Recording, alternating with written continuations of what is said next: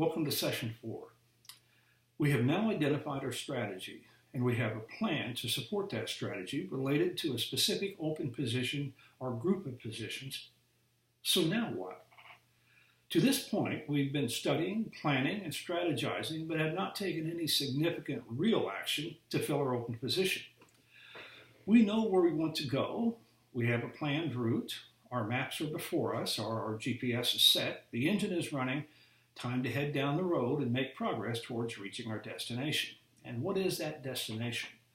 Hiring the best person possible for our open position or positions. What's our next step? We're going fishing. I like fishing. Nothing better for humility than being outsmarted by a dumb fish. And I'm amazed every day at how complex fishing is. There are so many different lines and baits and rods and reels and lures, etc. And they all work in their place and time. But the real determining factor of fishing success is not necessarily tools and equipment, but location. Location, location, location. If you are fishing in the wrong place, there are either no fish or they're all small. Fish in the right place, and you will find yourself having a great day. I suppose having the right equipment helps, but if the fish aren't there, it doesn't really matter what type of equipment you're fishing with, you'll catch nothing. Same thing is true for hiring the best people. If you look in the wrong places, the people you catch are either small, unqualified, or undesirable. Looking for an electrical engineer? Well, try finding an electrical engineer in a liberal arts college. Looking for a reporter for your magazine? Well, don't look at MIT unless your magazine is about technical issues. Now, I know this seems obvious, and you're probably saying, you mean I paid good money for this? Well, I realize it's obvious, but search location is so important. When fishing, you have to find and go to the proper body of water to find the fish. The fish don't come to you. You go to them. Same is true in recruiting. The mistake many organizations make in recruiting is assuming the great candidates will come to them. True, some candidates will come to them, but not the truly great ones. You must search them out and entice them to bite with good employer brand, great marketing, competitive pay and benefits, and a magnificent culture. The text talks a lot about the various tools and, if you will, equipment at your disposal. And that's good information.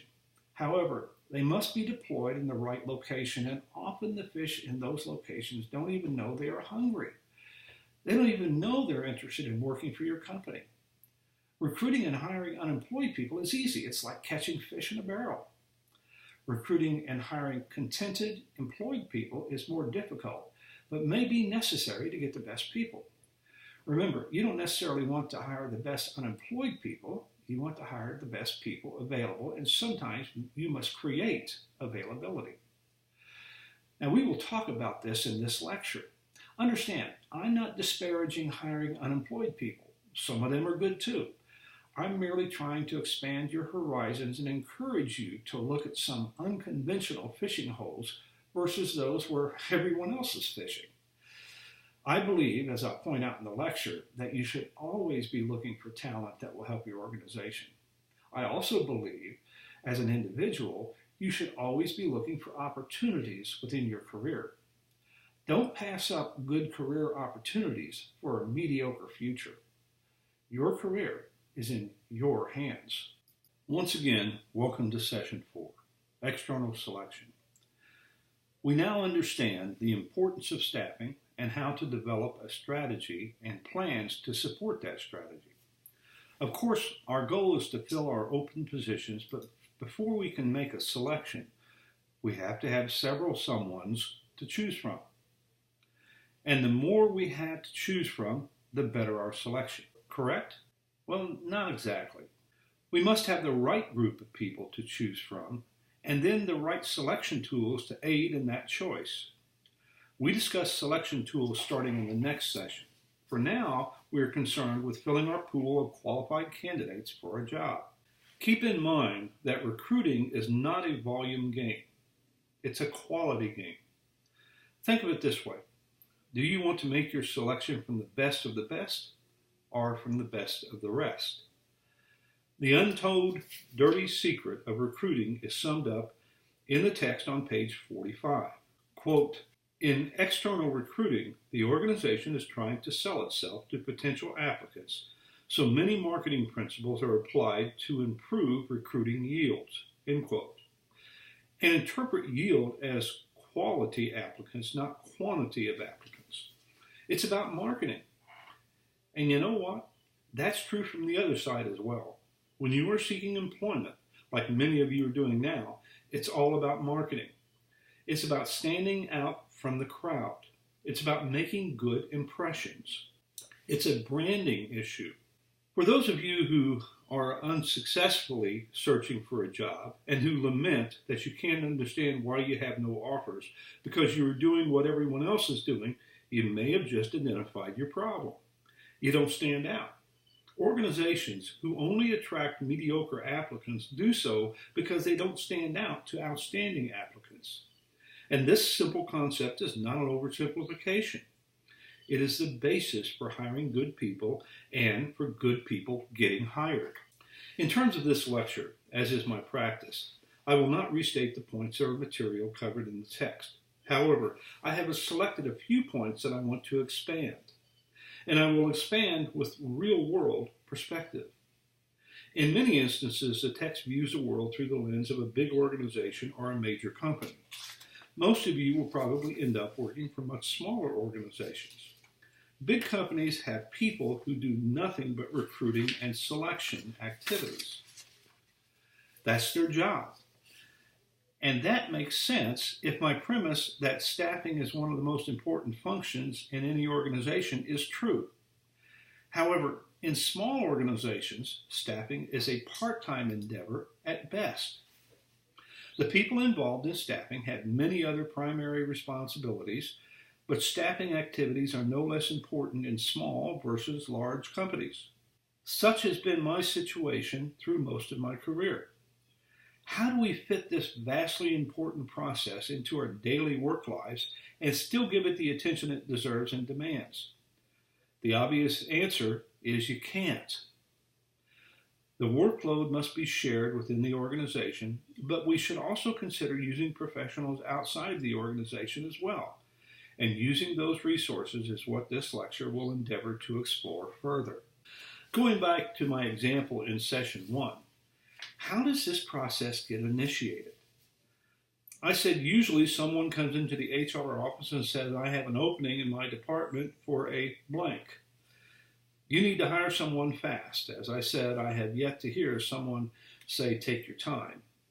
Essentially, with this declaration, the process is initiated. But really, in astute organizations, this declaration only initiates a series of questions before the hiring process can become active.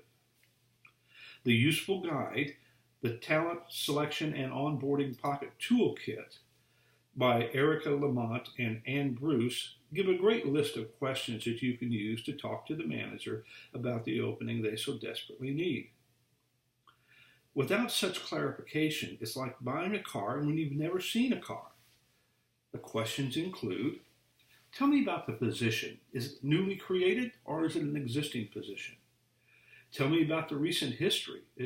Who was the predecessor? And give me a team overview.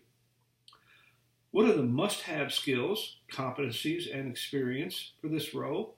And a particular background, education, and previous employment, is that required? What are the nice-to-haves for this role? What specific technical skills are required? What soft skills are required? What are the key goals and objectives for the first year? What kind of person has been successful in this role in the past or in the present? What kind has been unsuccessful?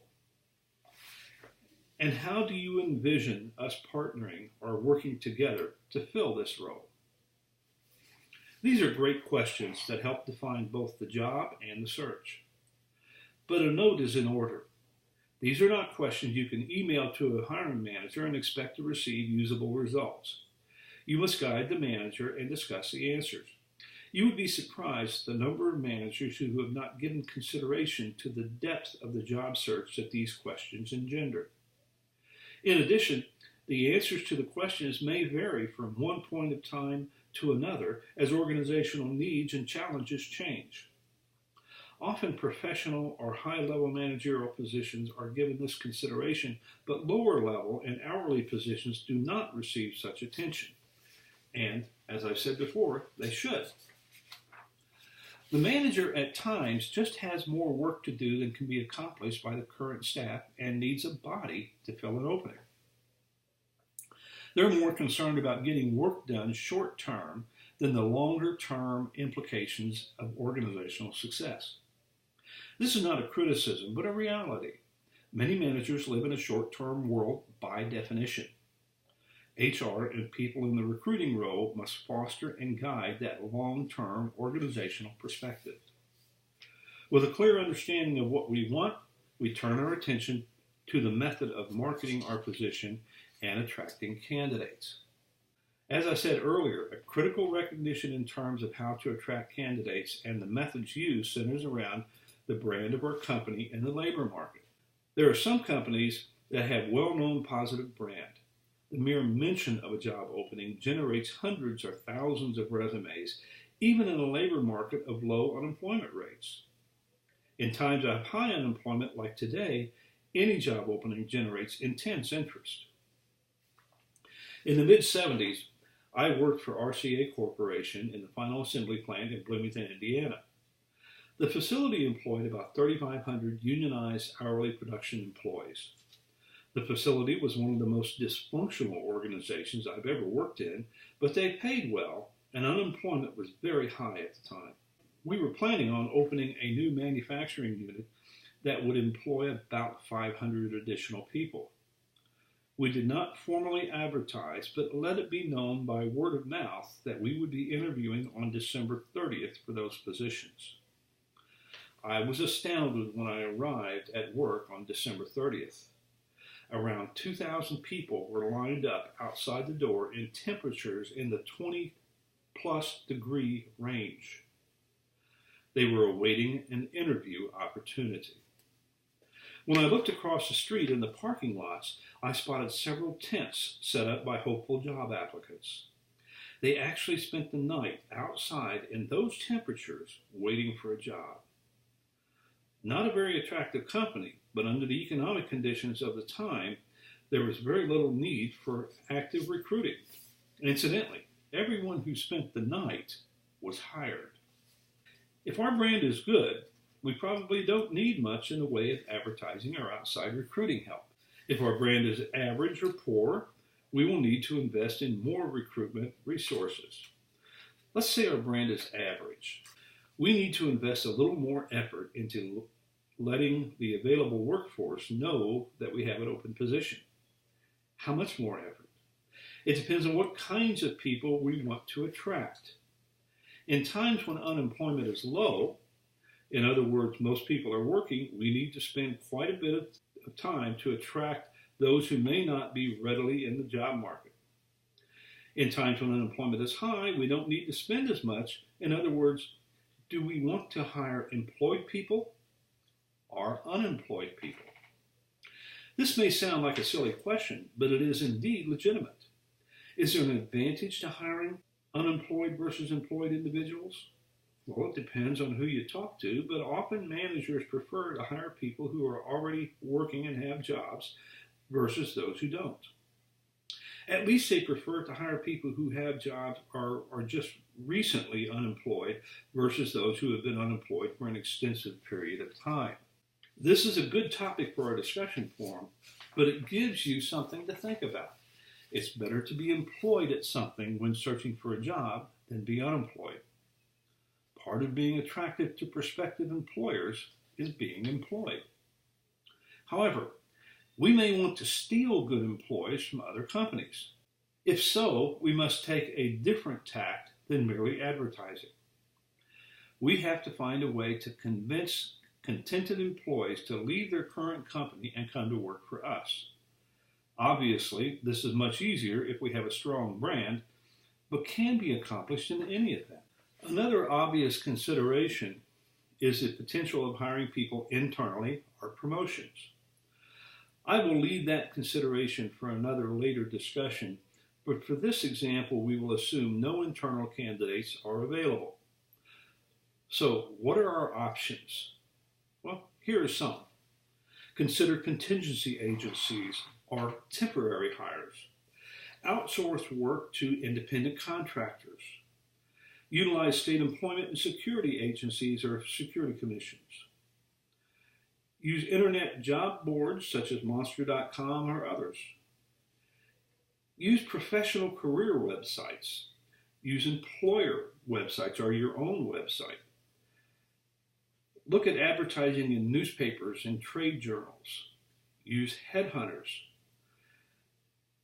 Go to or establish job fairs. Check with career centers and educational institutions. Look at outplacement firms. And look at employee referrals. Now, the text covers most of these in some fashion, but I do want to expand on using headhunters and outplacement firms. Of course, none of these methods are standalone, and serious recruiting calls for the use of a combination of methods. The final choice of recruitment methods rests on the current situation and the urgency of filling the opening. Use of executive search firms or headhunters represents another method that I have used extensively and with great success. This method, like the others, has advantages and disadvantages, but it also enjoys much popularity in business recruiting circles. I will spend a little more time on this topic, delving into the practical side, because you often don't find frank discussions about headhunter behavior, both good and bad. This practical discussion certainly helps you navigate employment in headhunter territory as an employer searching for viable candidates, but it also should help you understand how this tool works so you can better work with headhunters as a job seeker. I mentioned earlier that we must consider hiring unemployed people or hiring those already employed. Both can be reached with the traditional recruiting methods because both groups are presumably seeking other job opportunities. In other words, they are looking, but what about a person who is employed but contented with their current employer and not looking? Isn't there some advantage to hiring contented people versus those not contented? But how do we get to those people who are not looking for other opportunities? One good way to tap into that rich market is to use headhunters. The text points out that headhunters work in the higher ranges of management employees, and that's true to some extent. They typically work with first-level management and above, some new college grads and high-tech people all the way to top executives, and they work with both employed and unemployed individuals. How do headhunters reach employed, satisfied prospective candidates? They do so through simple networking. Continuous, extensive, and aggressive networking. Let's take a trip through a typical headhunter search and see how they operate and how they gain and utilize specific contacts. I'll play the role of a headhunter and you play the role of an employer searching for a viable position. Let's go through a typical scenario and define your role as the employer and my role as the headhunter. My search firm, Willie's Recruiting Company, is built on the premise that I can fill your job openings, particularly those difficult openings, with exceptional, not just acceptable people. You may have found me on the internet by referral, or I may have placed you yourself in your previous job or in this job. We begin a relationship with a meeting in which you share with me the particulars about the job, your company, and your expectations. We also discuss the history of your company and its anticipated future. You share anything that will help market your company to prospective candidates and improve your brand. Remember, many of the individuals may not actually be aware that they want to change jobs. I, as a headhunter, must convince them to consider your opportunity. We discuss my fee, which may be 30% to 35% of the new hire's first year's compensation, or we may negotiate a smaller rate. I would probably be willing to accept a smaller rate if you, as an employer, are willing to give me exclusive rights to fill the position, In other words, no other employment agency is allowed to provide candidates. There are other potential financial agreements that may be acceptable, but in any event, we establish a fee structure.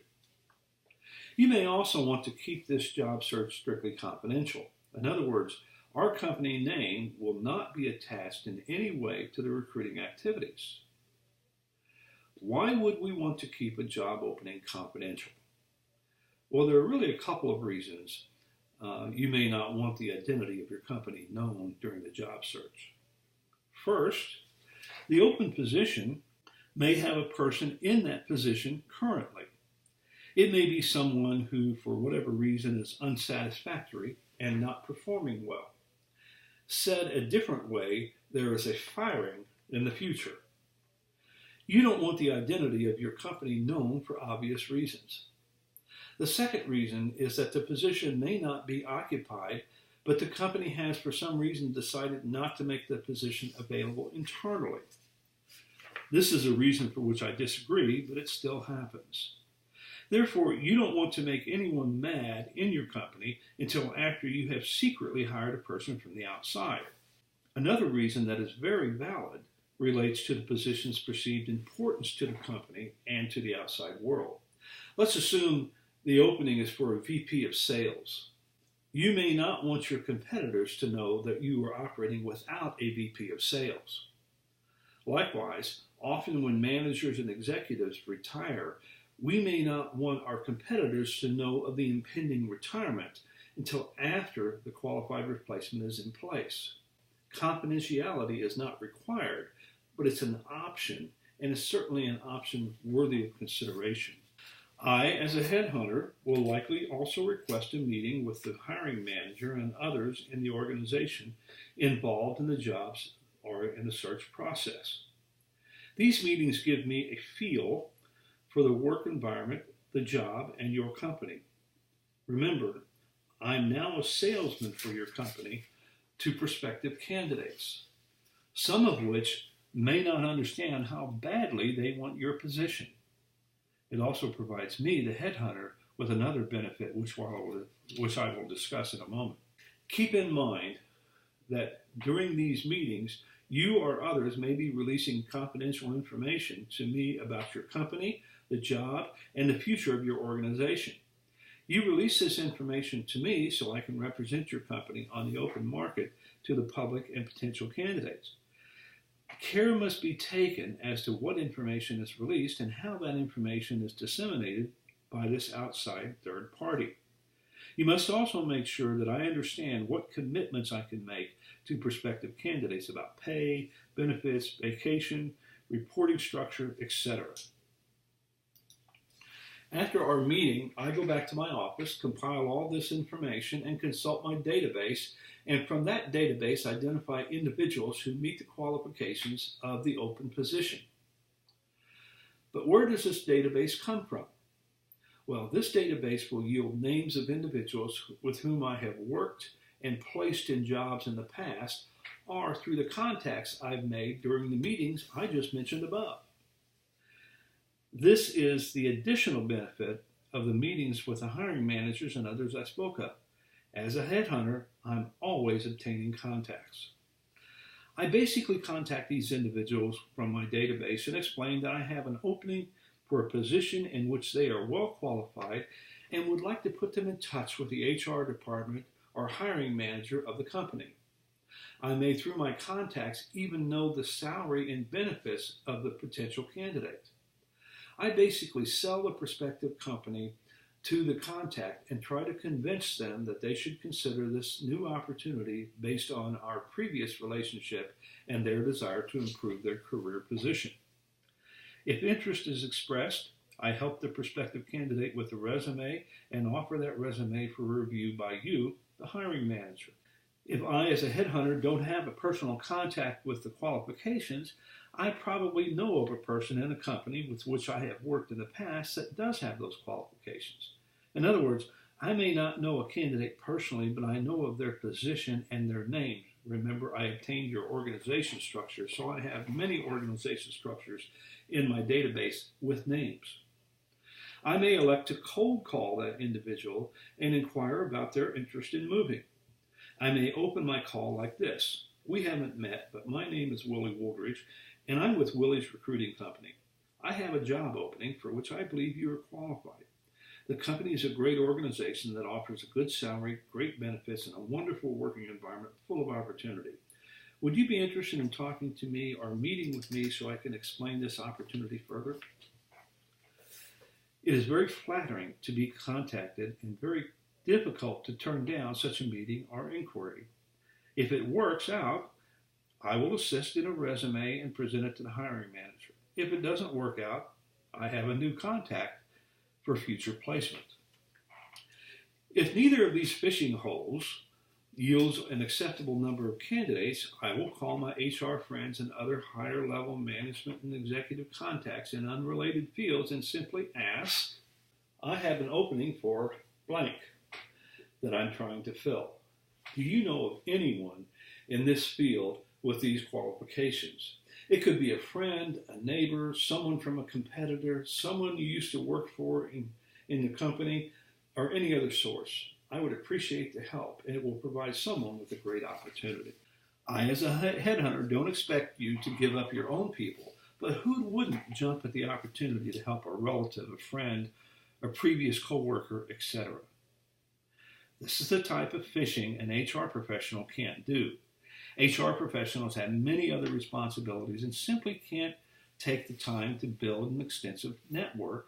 An effective network includes cold call prospective candidates, referral sources, people interested in changing jobs, and companies including information in their organization charts. Headhunters serve a very useful, although very expensive role. They readily tap into the, quote, already employed, end quote, candidate pool. As part of their marketing campaign, headhunters regularly monitor company websites and job boards looking for open positions which they can provide assistance. They are aggressive marketers for their own candidates and companies they represent and for themselves. After presenting a list of qualified candidates to you, the HR hiring manager, most headhunters help coordinate interviews, facilitate communication between candidate and prospective hiring company, and effectively market the candidate to the company and the company to the candidate. Remember, the primary goal of the headhunter is to fill a job and gain a commission. Also understand that you are not restricted to using one headhunter. You can use multiple search firms to fill the same position. It certainly expands your reach into the marketplace, but other complications also must be managed. Once you sign a contract with a search firm, and they require that you sign a contract, you are obligated to pay the agreed-upon fee if that headhunter offers a candidate that is ultimately hired. Often prospective candidates work with multiple headhunters. Therefore, you may receive a resume from one candidate 2 or 3 times from different headhunters. You don't want to have to pay multiple fees. You must pay the headhunter who submitted the resume first. That said, you must be able to prove who submitted it first, or you may have to pay multiple fees. Use of multiple headhunters requires management on the part of HR.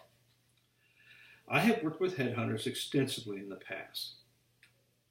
I find that many managers are suspicious of headhunter motives and actions and are not particularly fond of that form of recruiting. However, I believe this is an unfair criticism.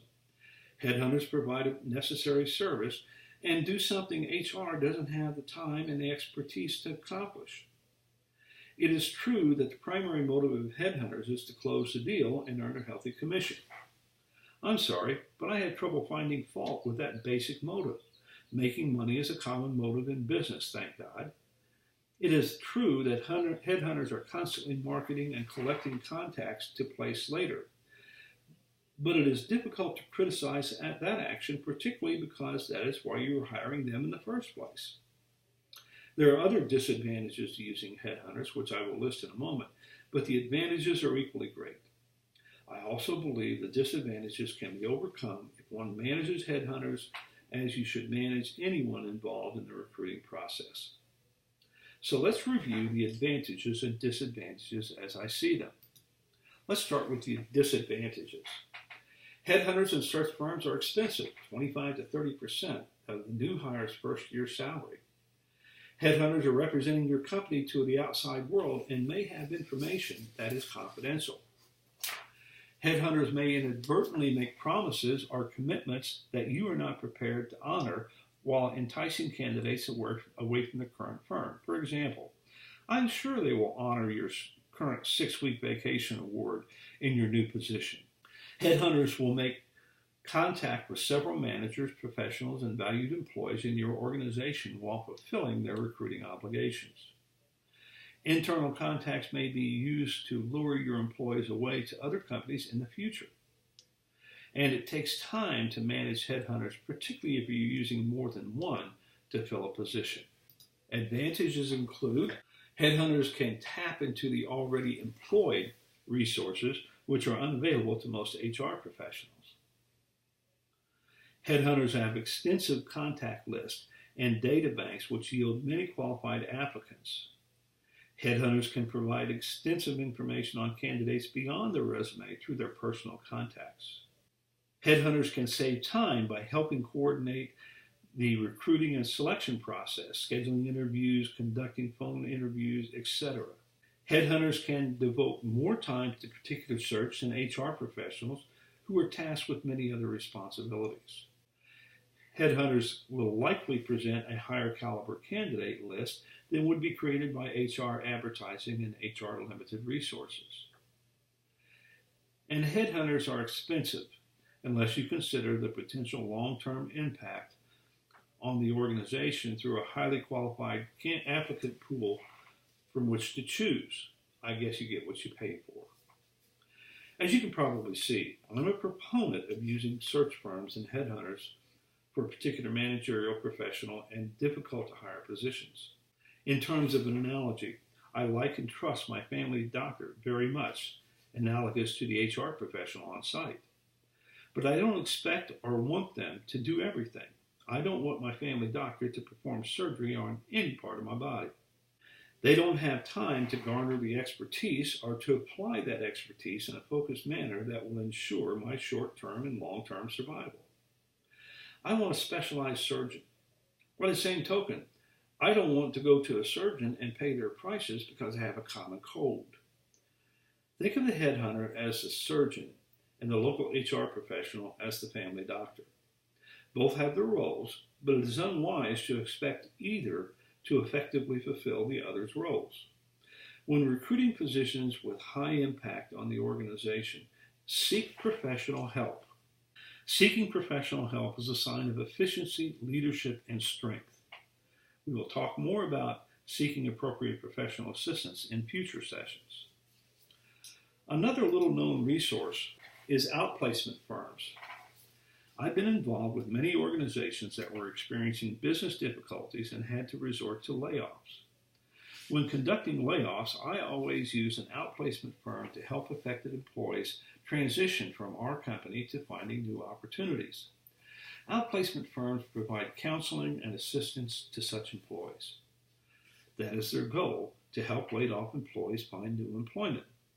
It stands to reason that at any given time they must have access to a large number of recently laid-off people. And unlike headhunters, they provide those people for consideration without a fee. They are a tremendous resource and are often overlooked by organizations looking for qualified candidates. And finally, another method is very simple and absolutely free. I call this method proactive recruiting. Recruit always. Look for talent everywhere and always. All management and executives should recruit constantly. If we wait until the need arises, we lose valuable time recruiting, assessing, selecting, hiring, and then it takes the new hire for up to a year to become fully acclimated in the job. If I need a person now, can I afford to wait for over a year to get the full benefits of the hire? For critical positions, anticipate and recruit proactively. Always be on the lookout for highly qualified potential employees. Let me give you an example. I was introduced to such a person who was running a medium-sized business in our local community. Deborah was an impressive lady who had an engineering background, a master's degree, and was a Rhodes Scholar. I scheduled a meeting with her to determine her interest in leaving her current employer, even though I had no current open positions. She indicated that she would not want to leave immediately, but sometime down the road she may entertain a job change, if the opportunity was right. I told her that I was very interested in finding an appropriate position for her someday and would keep in touch. I returned to my organization and spoke with the owner, the CEO, and other high-placed individuals and told them all that we must hire this person at some time in the future. I was convinced that she had the intellect and qualifications to contribute significantly to our organization in an executive role. I arranged another luncheon meeting with Deborah, myself, and the CEO. His comment to me upon leaving that meeting was, "I believe she is the smartest person I've ever met. I agree, we have to hire her at some point." We kept the dialogue going for over a year with periodic meetings and discussions. Finally, an executive opportunity came open and we hired Deborah, and she lived up to our expectations. This example makes a couple of important points. I have known leaders who are forever vigilant looking for talent. Talent does not always present itself at the time a job opening exists. At times, we must find talent and then cultivate a relationship until the proper opportunity presents itself, much like headhunters do. HRM should cultivate a culture in which we search for talent externally and internally is continuous and not dependent upon unfilled structured jobs. Also, the example illustrates that some unconventional recruiting tactics are long-term activities. At this point, recruiting becomes strategic instead of tactical.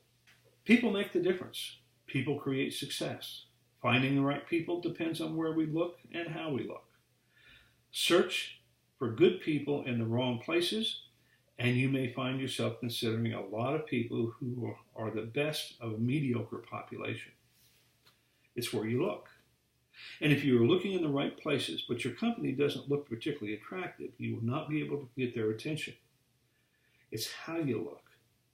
Same goes for you as a job seeker. It's where you look and how you look, and both are totally within your control. I firmly believe that opportunities don't just arise, they are created.